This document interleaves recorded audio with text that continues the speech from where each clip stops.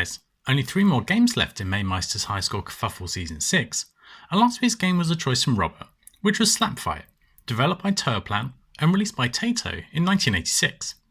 Something I didn't mention last week was the ridiculous name. Slapfight is completely meaningless in the context of a shmup. The name makes it sound like a fighting game, or possibly a sports game. Definitely not a shmup. For this reason, in the US, it was renamed as Alcon, Allied League of Cosmic Nations, another fairly meaningless name. It may have a funky name, but I think this is a pretty solid shmup, a much more my style of game than XX's that we had last week. So I was fairly happy, but didn't have the most time to play this week. This game does have a few exploits for getting bigger scores, which is unfortunate, especially for those that aren't aware. Firstly, if you die before you score anything at the beginning of the game, then you come back with your weapons maxed out, which is nice given the game is pretty much a one-life game, similar to some of the Gradius games. This exploit is fairly well known, but what is less well known is that if you start the game, don't shoot, and dodge all the bullets, then get a reasonable way through the first level, you get the power up as before, but you also get a big bonus, and are accelerated to just before the second boss.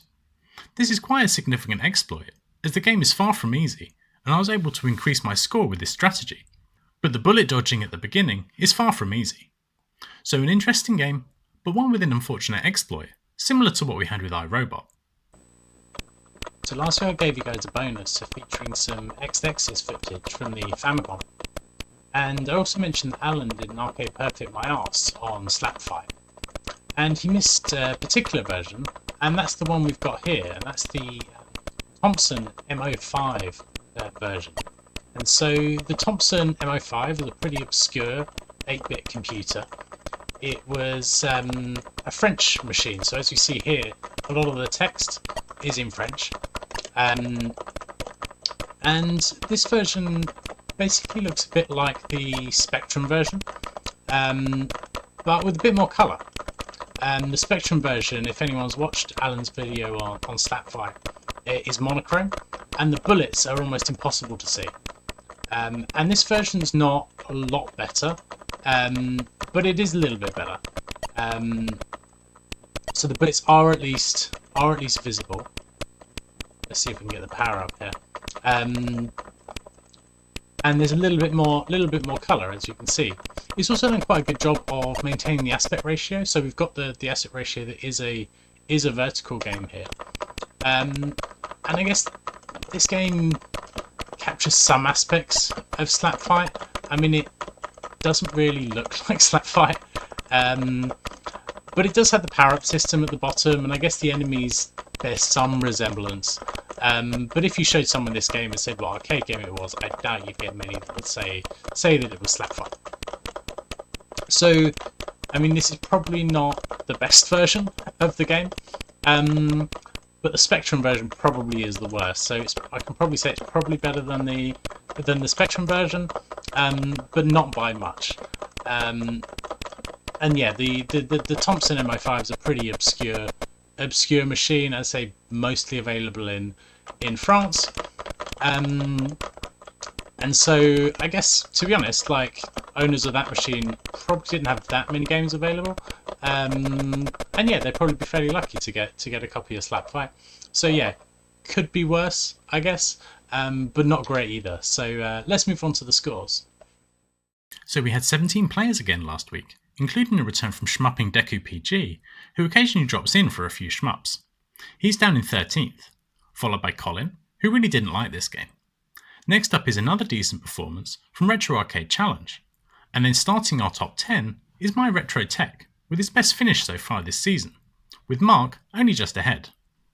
Our next 3 are all very close: Robert, myself, and Milthy.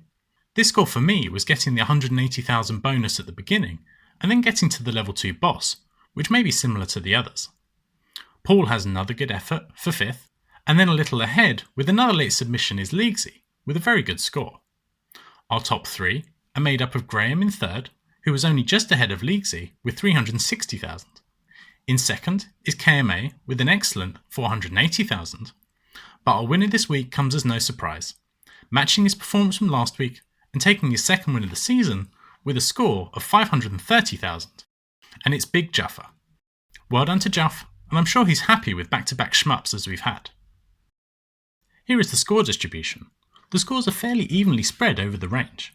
There is a bit of a peak in the middle, but interestingly, there's a gap in the centre. This very much highlights the role of the exploit that I mentioned, and the difficulty of the second boss. Get to the second boss in normal play, and you'll score about 140,000, but survive dodging long enough at the beginning for the exploit bonus, and then get to the second boss, and you'll do about 230,000. I expect the difficulty curve will reflect this too. At the top, we also see there's little separating our top two, with both of them in the same bin, showing it was a good effort from both these guys, but it was Juff who took the win. And now the difficulty curve. Like last week, this is looking pretty linear once again. We see a bit of a jump early on, showing the difference between the first few plays, and gaining some more experience. That gap in the distribution we saw before is still here, but a little less pronounced. There is definitely a bit of a plateau before and after that jump, but in the context of the overall range, it's not that big. After that, we see a steady incline to our top scores. This isn't an easy game, but certainly a few people were able to get their money's worth from a single credit. And finally, the score progression. We see Juff was the pace setter for much of the week. He set the early pace, before KMA, who also started strong, leapt ahead around midweek. This was when Juff shared the exploit, and he was then able to use that to get ahead for a score that was good enough for the win. Graham put in some strong scores midweek, and jumped up towards the end, but wasn't able to reach the heady heights of our top two. You can also see when I've played. I made some progress on the first day, didn't play a week, and then jumped up again last night. Robert ended up just ahead of me, and made steady progress over the whole week. For those that have popped in scores at the end of the week, consider submitting a few scores as you go if you'd like to be more featured on this plot. With only 3 games left, here's how the league table is looking. As we did last season, there will be a 5-game minimum to appear in the table, so I've removed those that are unable to do that. My Retro Tech has got ahead of Mike and Craig. Leaguesy has got ahead of Milthy and Ian with their excellent 4th place. But jumping all 3 of those guys is KMA with his excellent 2nd place this week. Further up, the other movement is both myself and Paul getting ahead of Colin after he really didn't enjoy this game. The 3 of us remain close in the fight for 3rd. In 2nd place continues to be Juff, but he's closed the gap to our season-long leader Graham to 80 points. Let's now see what game we get this week and if Juff can close that gap. As we get further into the 80s, the games are much more up my street, and 1987 I think was a fairly decent year. We've got a couple of Sega games in that list for this Sega fanboy. I've had 14 games sent to me. Our most popular games were Flying Shark with 3 votes and Black Tiger that got 2 votes. Back-to-back wins for Juff means that his game gets trebled again, so Flying Shark has 5 out of 16 slots. So let's set things going and we'll see what we get. Okay, here we go, it's slowing down. Oh, Flying Shark's looking likely. Okay, so that is shmups in a row. So this has actually come up from Man Cave. So Man Cave Arcade, he basically sent me a message. Well, what's been the most popular game?